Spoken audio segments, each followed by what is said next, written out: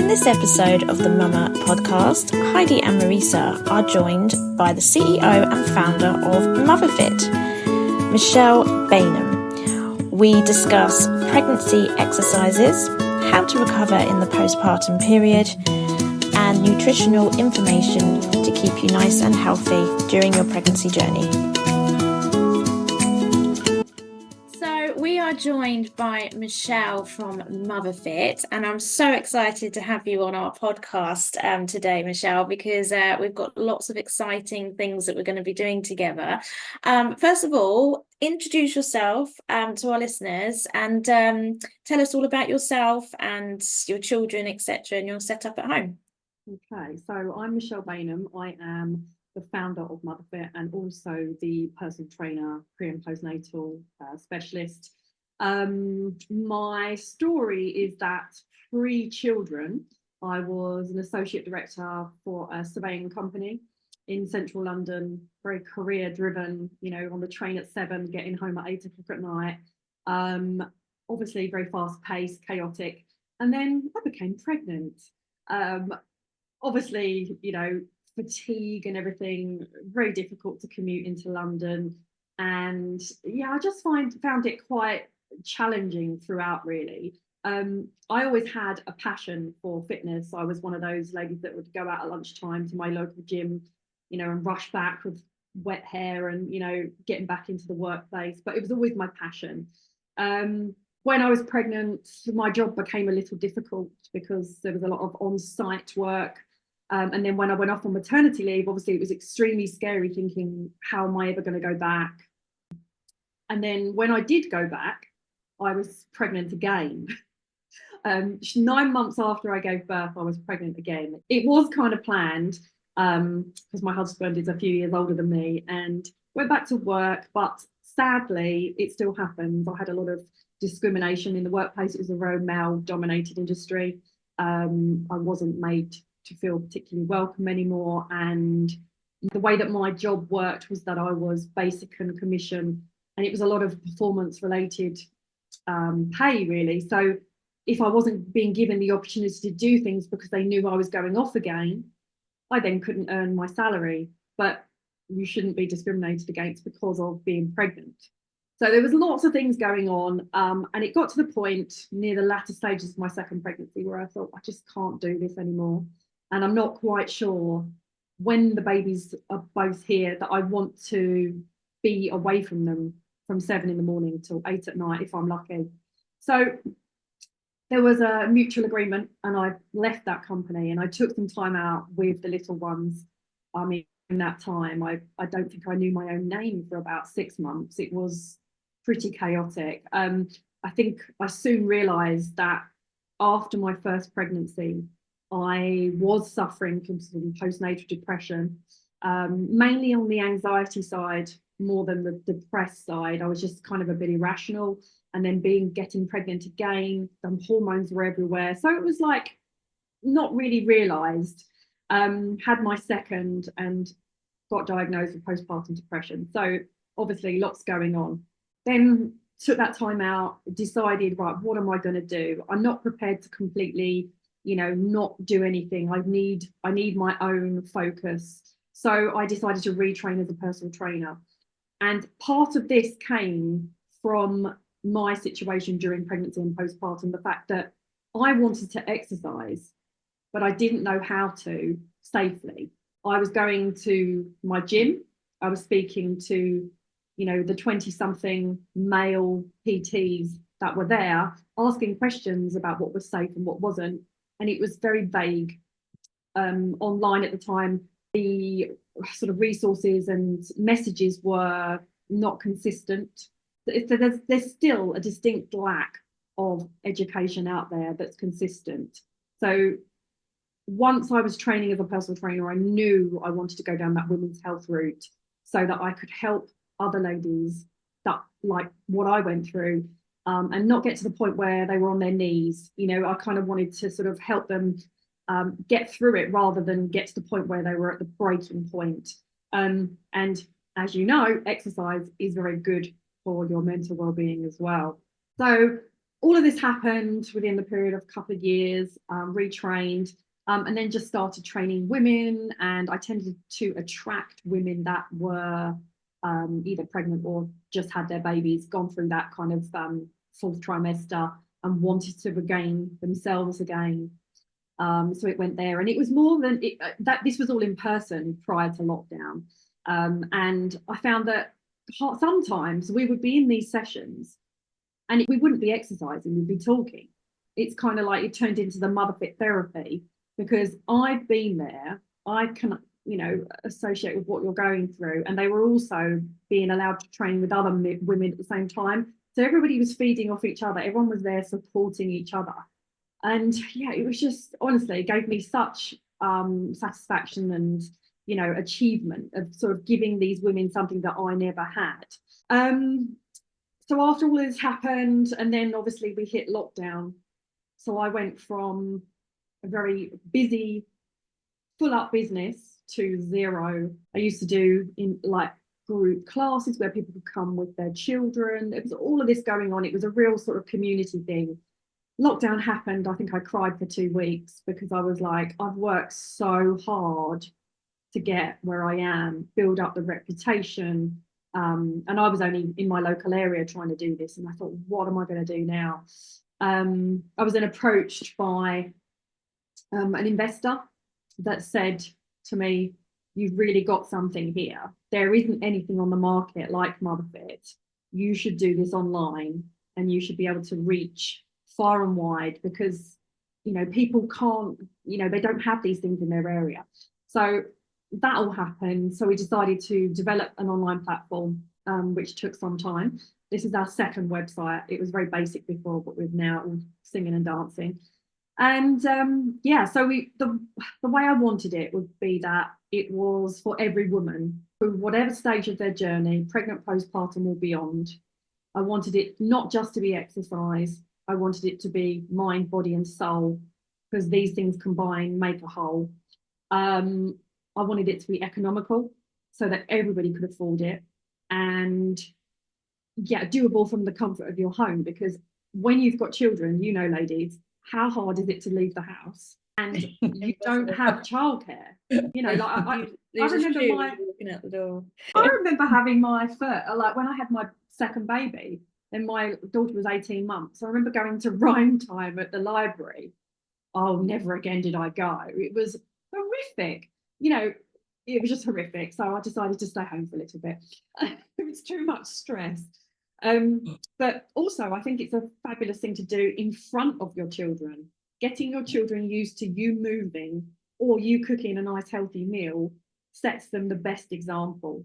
There is actually research to suggest that a woman is much more influential on a child in the exercise department than the father.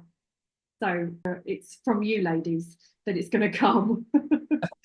So I set MotherFit up, and I just wanted it to be that sort of go-to with trusted information, evidence-based. So we weren't just giving, random messages, something that was sticking to the guidelines. And then we also brought on about 20 experts as well. So midwives, breastfeeding consultants, pelvic health physios, sleep consultants, you name it, we've got it. We've even got a confidence coach on there. So all these little videos are there for you to watch at your own time. So it's kind of like antenatal care into the postpartum care as well. And we also do these live. I mean, there's so much to it. So I do live workouts every week. I do 5 or 6 workouts every week that you can pop on if you want to. We also have a minimum of 2 expert chats a month.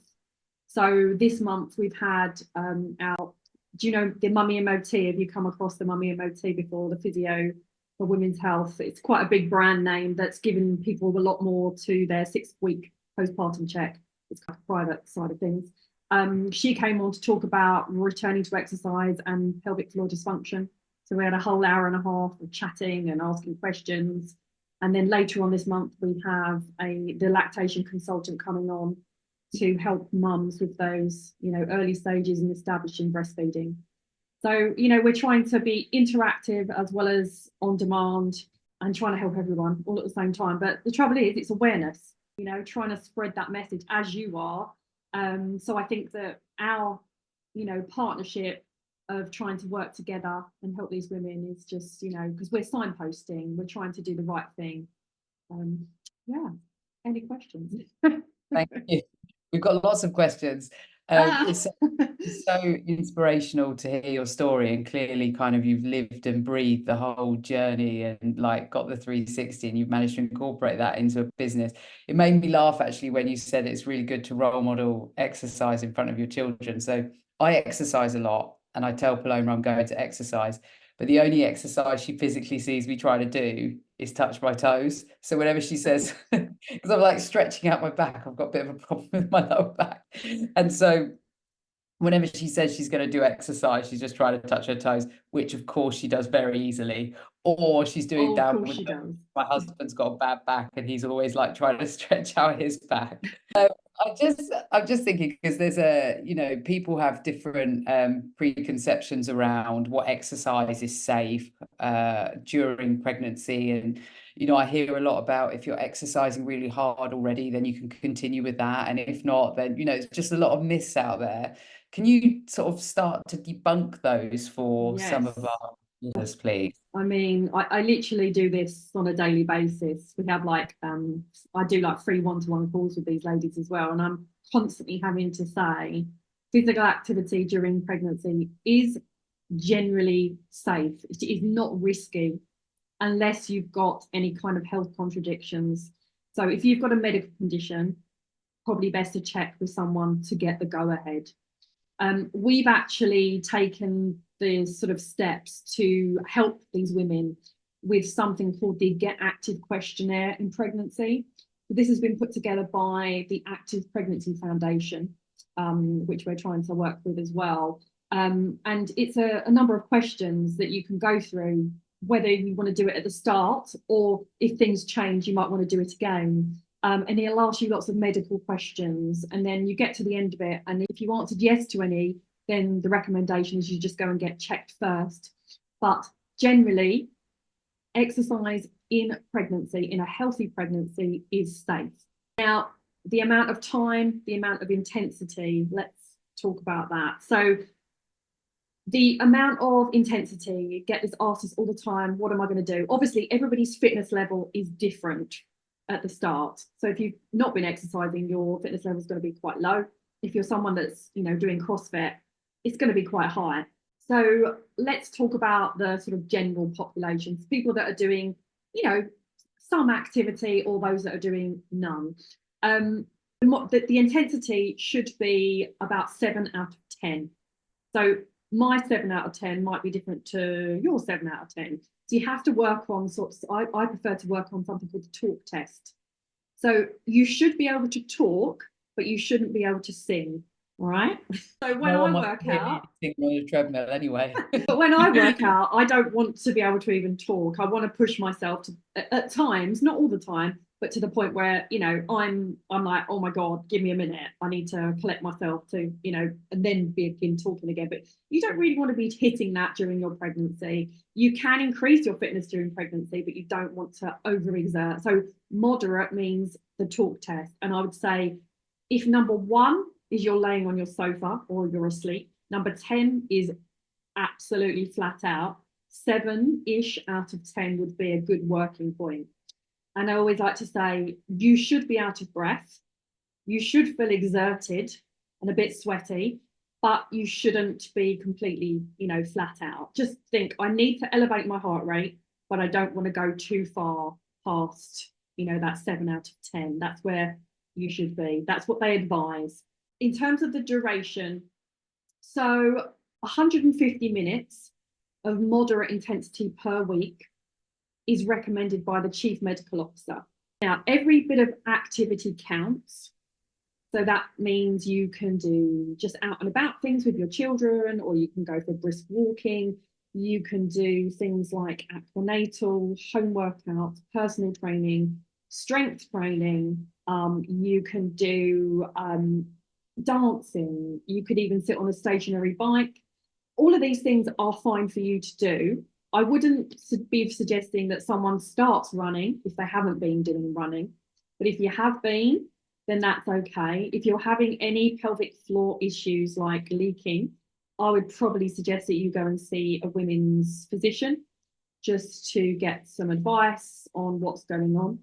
Anything changes, go and see someone, as you know you do with your packs and your signposting. Something doesn't feel right or something's changed, just go and get checked. There's no harm in getting checked. It's better to be safe than sorry. So we've got the exertion, we've got the time limit. Now, if you are someone that hasn't been exercising pre-pregnancy, then I wouldn't suggest you go straight in at 150 minutes per week. I'd suggest that you start gradually. All of the workouts on our home workout platform are just 20 minutes. So you could start with a 20-minute, take it easy, do the lower options that I give throughout, and then maybe think, okay, I'll have the next day off. I'll just go for a walk. The next day, if you're feeling good, then do another one, and then have a couple of days break, and then do another one and see how you feel. The most important thing is that you exercise to feel good. You don't want to exercise to feel fatigued, uncomfortable, sore all over. You know, we're doing this for health benefits. So you're trying to improve your mood. You're trying to reduce blood pressure, gestational diabetes. You want good quality sleep, which comes from being physically active. What else we got? We've got your fitness levels themselves. You know, there's no reason why you can't start exercising and improve that fitness through your pregnancy. I think there's a sort of a myth that if you're pregnant, you should do lots of resting. Don't lift too much. From the, I don't want to sound rude here, but from the slightly older generation than yourselves, I had it a lot. Oh, don't do too much. Don't lift that. Don't exert yourself. You know, it's only 9 months, but the benefits really outweigh not doing it. So you are allowed to exercise during pregnancy, so long as there's no contradictions. You can increase the amount of exercise you do. I mean, if you're a lady that's doing more than 150 minutes a week, carry on, but just do it to feel good. We have like a little journaling section in the dashboard on the MotherFit platform that you can keep a note of how you feel after each exercise. That might be quite telling. If you keep a bit of a journal on, you know, how you feel, things might change throughout each trimester. So our workouts are tailored for each trimester. So the timings, the rest periods, the type of workouts differ through each trimester. So they will change as you get a more voluptuous bum. That is, Michelle, so helpful. I'm just thinking that, like, on my personal journey as well, I find it really hard to find the time because I have weeks where I'm just so busy after meeting. And so because I sort of want to keep up with my weight management, I will just go all in. I'll do a big hardcore workout. And then can't walk for 3 days. Yeah, I literally cannot walk up the stairs. I'm in agony, and so then obviously that puts me off doing it again because I think I need, you know, a few days where I'm not going anywhere because I can't even get into the car to drive. So actually, right, it's about just doing it to feel good and to maintain, and you don't have to go the whole hog and, you know, do 2 hours of intense. No, I think it's little and often. It's doing the regular workouts that you can. Yeah, something is always better than nothing. And even when I'm doing these 20 minutes with the pregnant ladies, it's like, you know what, if two rounds of this is fine for you, then cool down and finish there. If 3 rounds is, you know, or if you want to do more, you can rewind it and do it again. You know, everybody's level is different. You know, if you've got a high fitness level, then you might want to use some dumbbells. If you're brand new, don't use them. But I am there constantly reminding people it's your level, it's your workout. Do it to make yourself feel good. Yeah, that's the most important thing, really. And in the 3rd trimester, are there particular exercises that pregnant women can be doing to sort of prepare them for childbirth once they get to that stage? Life starts them off with this in the very early stages. So I am a qualified pre and postnatal corrective exercise specialist. So I'm only one of less than 100 in the UK that are qualified in what I'm qualified in, and I'm soon to be qualified as a Fit Pro for Mummy MOT.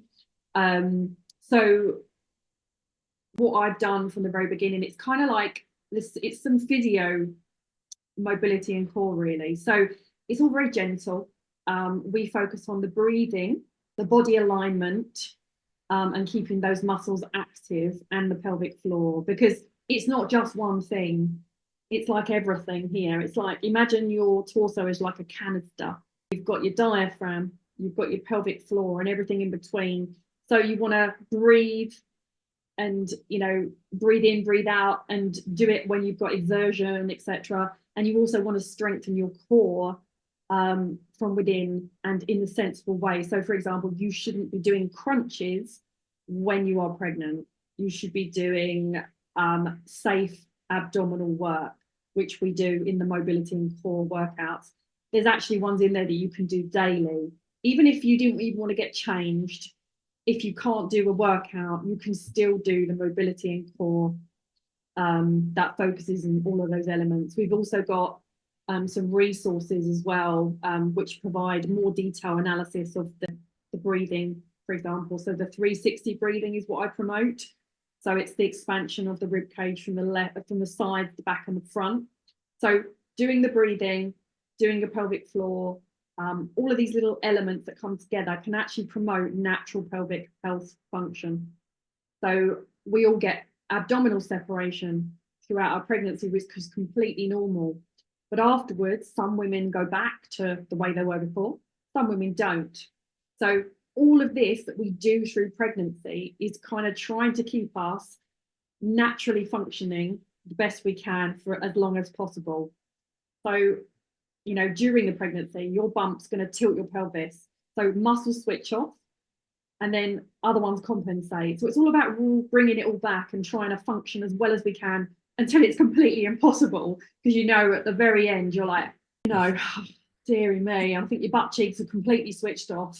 But there's all of this that's, you know, day to day. And also, you know, with the breathing, it can be very beneficial to help you through the labour as well. But we're getting to positions that open the pelvis, allowing baby to, you know, come into that sort of birth canal area. You know, end of the day, we're not going to be bringing on labour from doing these things, but we can prepare the body at least. But yeah, it's all there. And then we've got the hypnobirthing as well. So all of her course can be very beneficial in preparing the body as well. So amazing. Yeah, I did hypnobirthing. I actually found, yeah, it was really cool. And actually just mindfulness, meditation, everything generally throughout my pregnancy. And I started off, so I'm like Heidi. I work out maybe 4 or 5 times a week, but it's always hardcore and I always can't walk, and every class I'm going in. But when I was pregnant, I actually had a period off because I was felt too sick for the first trimester. I couldn't bear it. And then when I started to exercise again, I thought I'd just do something a bit gentler. And I did reformer Pilates for the following 6 months. I don't think I've ever been so strong. And I switched the mindset to, like you said, just doing it for health reasons, you know, whereas before it was like, I need to like try and build as much muscle as possible, etc. But this just, it wasn't like that. And I feel like that plus the meditation and stuff really helped prepare me. But some of the moves, I swear it brought my labour. I swear it did bring my labour on some. Was it prenatal? Yeah. Trauma? It was, okay. But, It we've was, also got meditation and breath work on our platform as well. So we've got 2 specialists on there doing that just to promote calm. Yeah. As women, I think we carry a lot of anxiety and cortisol, and you want to bring that back down into that other nervous system to completely, you know, chill us out. With the breathing techniques actually that you learn in hypnobirthing, I've actually used that in practice for different things as well, like for pain management. I had to have a steroid injection into my shoulder. You know, when you have to have a filling at the dentist, and those breathing techniques that you use for childbirth, they just instinctively come back to you, and they really help get through certain situations. So it's not just through childbirth. I've used that technique for years. I think it's really useful. I'm just thinking about the postpartum period as well, because obviously, you know, me and Marisa would like to try and keep fit as much as we can, but there's so much pressure these days on looking amazing and getting your body back after you've given birth, and it's all these celebrities on Instagram and TikTok. There's a lot of pressure. What should we be doing, or what can we be doing to sort of try and get our fitness back after having a baby?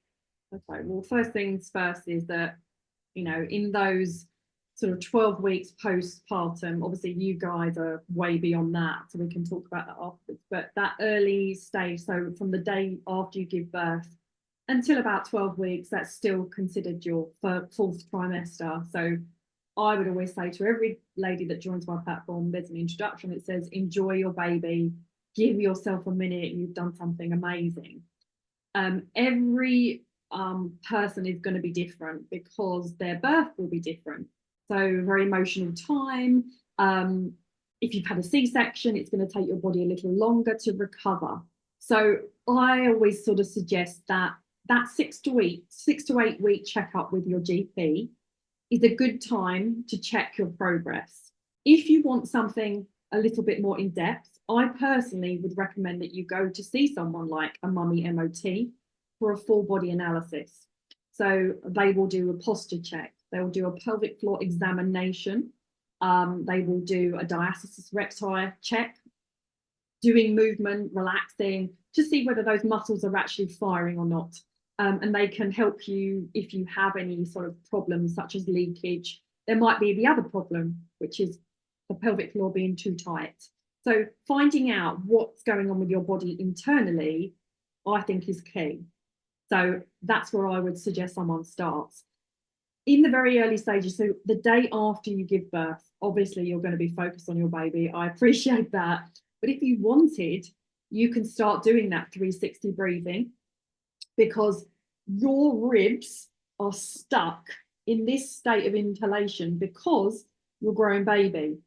And what we want to do, we want to bring them back down again. All right. So some women might notice that their bra straps are a bit tighter, even years after having their baby. Obviously, that could be due to, you know, a larger body shape. However, it could be due to the fact that the ribs are stuck in a state of inhalation, which in turn puts you in your fight or flight. So your nervous system that's going to keep you anxious the whole time. So what we want to do is do the breathing to encourage the ribs to come down. You can do massage, you can do skin rolling, you can practice your breathing in positions such as child's pose. You can do it laying on your side. We want to just see the ribs getting some movement. And then over time, that can be very helpful with your natural pelvic floor function as well. So breathing, pelvic floor, you could start gently doing some activation. I wouldn't suggest that you went into doing anything like fast twitch or slow twitch, like routines. I'd just be like, can I go from the basement to the ground to the first? I have a little like triangle I like to work on. So basement is completely relaxed. Ground floor is squeezed, and then the first floor is lifted. So the 3 levels of a house. If you can't go between the levels, then maybe give yourself a little bit more time. If you're still having problems and you can't connect, then that's a time to seek some help with a women's physician as well. Or you could go to your GP, but I would have thought that they'd just refer you on to somebody. So you can do your breathing, you could do your pelvic floor, and you can also do muscle reactivation. So I go through just trying to put your body in positions to realign your pelvis, because the optimum position of the body is to have your rib cage stacked over your hips. You don't want to be tucked under. You'll see a lot of women actually that stand in that sort of tucked butt, and you'll see a lot of women that don't have a particularly what should we say, juicy butt.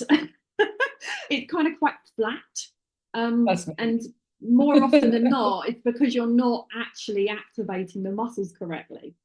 So what I try and do is do certain positions and try and get them to shift their pelvis slightly, try and draw back their heels, try and get the muscle connection again. So a lot of mind to muscle connection. And once you get it, once you do it over and over, it just becomes natural. So even if you're a year down the line and you've not done any of these fundamentals, I would think it's worth going back and doing it. It can't hurt. It could actually make a real difference in your progress. It could be, that's why, Marisa, your back problems are there, because your body is slightly out of alignment. It might be hindering your pressure management in your stomach with your diaphragm and your pelvic floor, and that could be giving you backache. It's how intricate this is, but that's why I would always say go and see a women's physician, get it checked, get that sort of gold standard of opinions. So those are the things: gentle movement, alignment, breathing, pelvic floor. That's where I would say always start. And then, because everybody's trying to, I want to go back to exercise, which I did, and ended up giving myself a hernia. That is not fun. Did either of you have any complications after your pregnancies?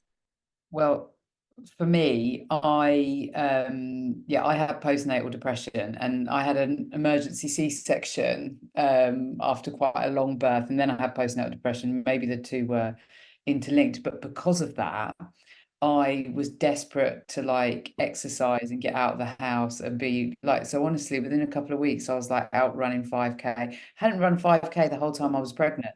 And then for some reason, like I was able to run it like pretty quick as well, because I think I just like sport was a legitimate reason to be out of the house alone. Yeah, And it's your you time. It's the only way out.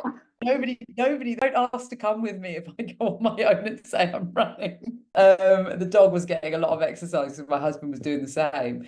And I do think that because of that, I was like masking over like the real kind of mental stuff. And so what you're saying just really resonates with me. And, particularly the checks and stuff, just taking that time, because your body goes through so much. And I didn't even think about the breathing in my rib cage, and I do think like my bra size is actually still up by one as a result. Like so what you could try is well, first of all, if you just sit there, or you could put like a dressing gown strap around your back and hold it out, and then nice inhale through the nose and feel like the breath's coming down to meet your pelvic floor. Expand out, back and front. If you can get that and then feel those rib cages coming out, and then as you breathe out, you can start incorporating like a ha. So it's like an overpressure. So if you were holding it, I would go like push it down. Yeah, so I'll send you the stuff. Thank you. No, so on the platform, we've got all these videos, and then there's also handouts that talk you through the process. So yeah, it sometimes takes people practice to get there, but even at the point in your development of fitness, it could be very, very helpful. Yeah, thank you so much. Yeah. Heidi, is there anything coming up for you? I had a natural birth and then I had two C-sections. And I suppose for me, it's just it's backache. I've always got problems with my back. And again, what you were saying about posture, my posture is terrible, and my glutes are usually quite weak as well. So I normally have to do quite a lot of work on my glutes. But as soon as I strengthen my glutes up, my back seems to be fine. So it was very interesting about what you were saying about that. So it is about being in alignment, because I know that my spine was sort of slightly out. Yeah. So you could get your partner or somebody to take a picture of you, and then you can plot like the line down the body to see whether the hips are tilted, whether the rib cage is flared. It'd be interesting to see, and then if you worked on it, to see how that might change it. But there's nothing like going to see a women's physician, honestly. I'm not paid by them or anything, but they really do know their stuff. As soon as I started going to the gym and joining the class, just the general sort of bums and tums class, it's itself out. So do you find that when you have a period of inactivity, it gets worse? Yeah. Maybe my muscles sort of seize up. Yeah, you've got to keep moving. Exactly, but adding like, even doing the cat cow, that tilt, tuck under, add the breathing to it as well, and the pelvic floor engagement and relaxation, because engagement as well as relaxation is really important. Some women can't relax their pelvic floor, which is also detrimental, because obviously they can't urinate, fully empty their bladder. Also, it can actually play havoc with your bowels as well. So some women are constipated, and it's due to their pelvic floor dysfunction as well. I found that Pilates really helped as well, because that really makes you conscious about your pelvic position, and finding your center, and trying to get your body back into alignment. So that was really helpful. Yeah. Just with all these exercise regimes that we go into, a varied regime is always the best. So, making sure that there is strength training sessions, make sure that there is core, make sure, you could do yoga, but having a varied amount. But remember, we're building our body now for our 80s, because as we hit 35, our muscle mass starts to deplete, our bone health decreases. So by lifting weights, you're actually strengthening your bones. If you increase muscle mass, that effectively lets you eat more. And who doesn't want a mini roll, girls? And then stopping your body from getting osteoporosis. So, I always think strong, not necessarily skinny, promote that strength, but everything, upper body. So, we might not like press ups, but do them. We might not like deadlifts, but do them, because they're key functional strength moves. But going back to the sort of, what activity is safe for a new mum. So once again, the chief medical officer, I'm going off evidence, I'm going off research, suggests that they build up to 150 minutes over the first 12 months after having a baby. So it doesn't mean going straight into that. It means building up to 150. For me, I did the wrong thing. I didn't know what I know now. I went back to the gym 5 weeks postpartum with my first. I got a personal trainer that was a 22-year-old guy. He had no pre and postnatal qualification. He had me doing the most exertive exercise regime, but I was fit pre-pregnancy. I've always been a gym goer.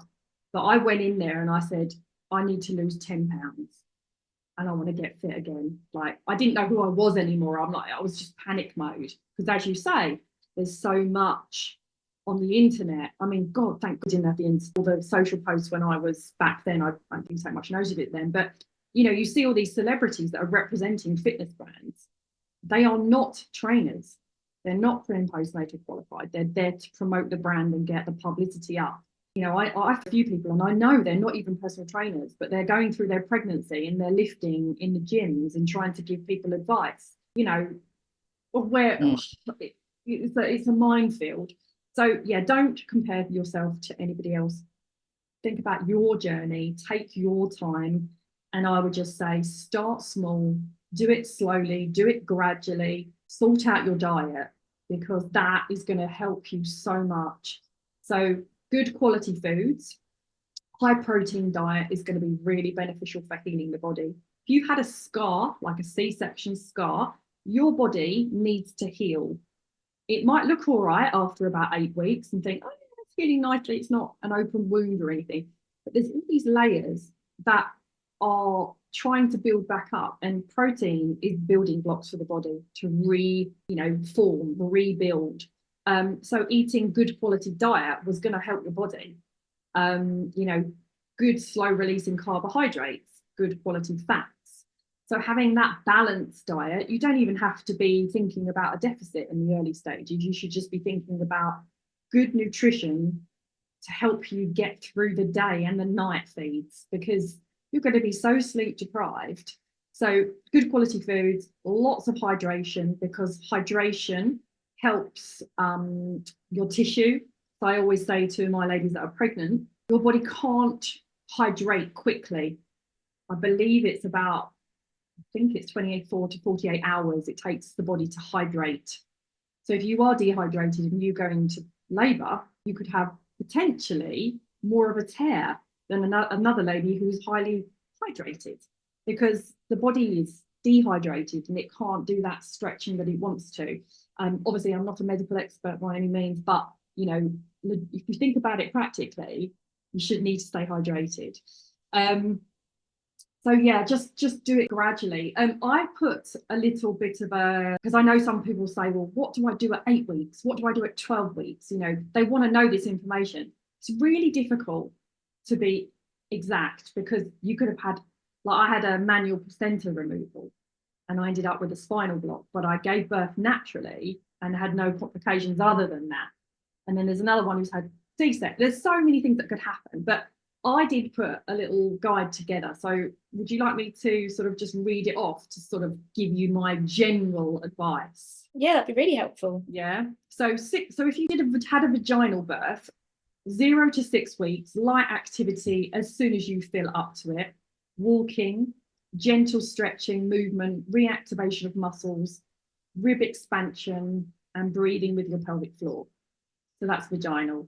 When you go into the 6 to 8 weeks, all of that, but then you might be able to start adding some sensible postpartum core exercises. Then when you move into the 8 to 12 week marker, activity before and during pregnancy, so you can start increasing that. They say that after your medical checkup, you should be able to start light activity, like a little bit of movement. So I would say gradually, do not rush it, probably body weight only. There's obviously my program, which guides you through that nice and gently. And I believe there is something on the NHS as well. And then build up to that 150. So I wouldn't start any kind of exercise regime itself, like lunges, squats, things like that, until perhaps 12 weeks personally. It's not worth it, because you'll end up doing potential damage if you haven't sort of rehabilitated.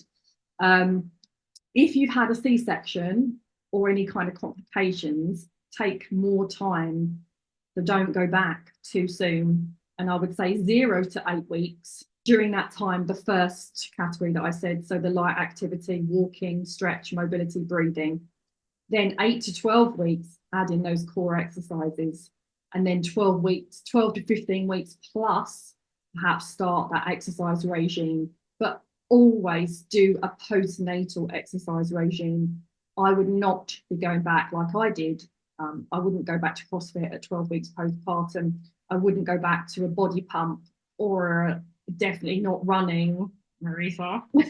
Yeah, I've actually got, so one of the pelvic health expert has actually given us a running guide of when you can reintroduce running, and there's a test, and effectively, I can't remember the exact detail, I can obviously forward it to you, but you should be able to do, I think it's 12 squat jumps without any kind of issues.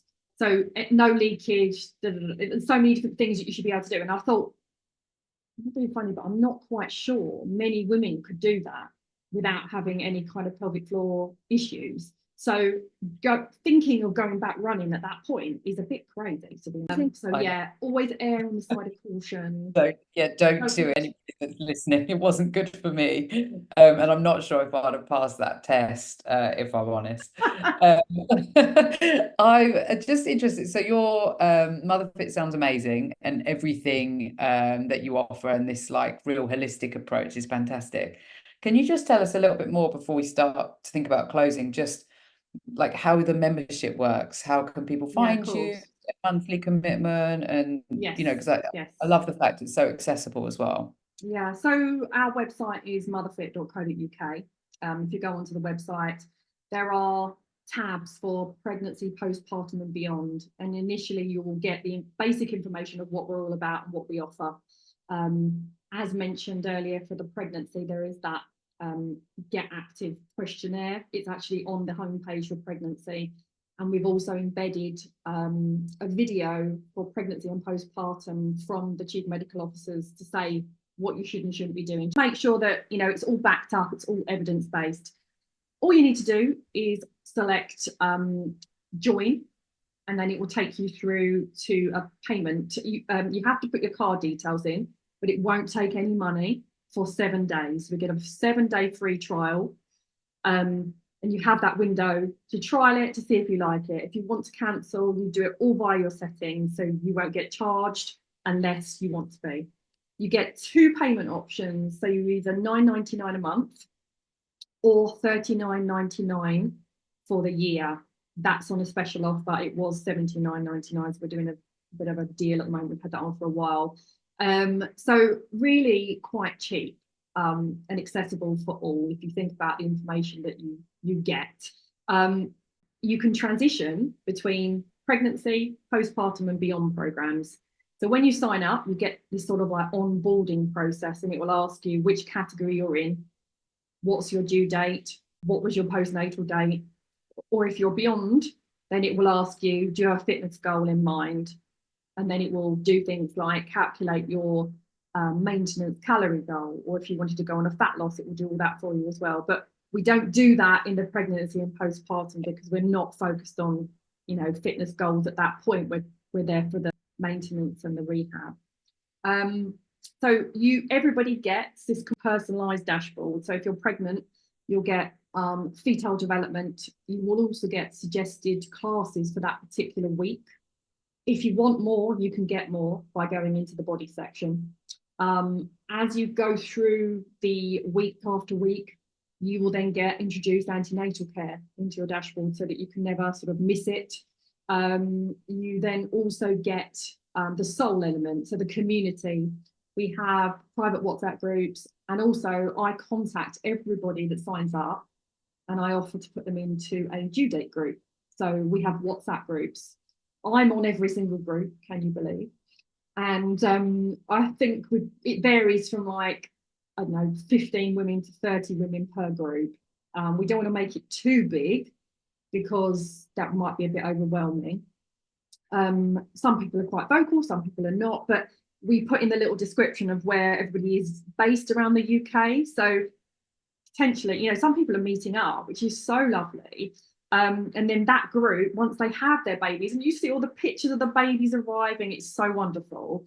And then they transition into like a new mum group. And then if anyone else has had their baby but just joins, oh, I've had my baby 5 days ago, I put them with them. So everybody's in that same sort of journey as they go through. But that's all included. And they also get a free one-to-one with me. So they can book a call at any point, and then they get 15 minutes of me, and we chat about any concerns that they have. And we've recently just started introducing expert like power hours. The experts are going to be slightly additional in the cost, but everything else is included. And you can just transition as and when your situation changes. Yeah, but I think that's it. Yeah, so mind, body, soul. It sounds amazing, and we're so grateful to you, Michelle, for partnering with us. And we're going to be doing lots of different things together to do with exercising and nutrition. And yeah, I'm really excited as to achieve for mums and families across the UK. It's brilliant. Yeah. Sounds like we need to do a road show or something. Heidi. We do. a bus. Should we get a bus branded? Sounds good to me. But yeah, thank you so much for joining us and for your wealth of knowledge. It's just fascinating. So much to think about. There is, and yeah, it's funny. You just, you know, I wish just so many more people knew about why you should be doing it, what level you should be working to, and then we wouldn't end up with so many women with so many complications. We'll get there one day. Oh, do you have any other questions for me? No. From me, I'd just encourage, I think, you know, when you just start talking about the products, like it's such great value that you offer all that for £10 a month or less than £40. Yeah, we are a few other, you know, things on the market, but nobody offers what we offer for a start, which is amazing, obviously. And we're the most as well. So the whole point is that, you know, we can reach far and wide wherever you are. We've actually international clients as well, which is lovely. But just hope it continues. Yeah, well, you've really inspired me. Really Yeah. excited me. I'm gonna get my trainers on and I'm gonna get moving tonight. Oh, Definitely. maybe I should give you a link to our Beyond section, and maybe you can do one of our challenges. I am thinking of signing up. Most definitely. Most definitely. I can be on my TV every day. Yeah, I can be like, do this, do that. I'm very bossy. It's what we need. Yeah. Oh dear. Thank you. Okay. Well, thank you for having me. It's really lovely. And yeah, if anyone needs any further information or whatever, I'll be happy for them to have my details and I'll point them in the right direction. But yeah. Great.